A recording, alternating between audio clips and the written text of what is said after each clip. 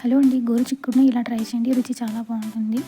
గోరుచిక్కుడును బాగా వాష్ చేసుకొని ఒక బౌల్లో వాటర్ వేసుకొని బాగా ఉడకనివ్వాలి.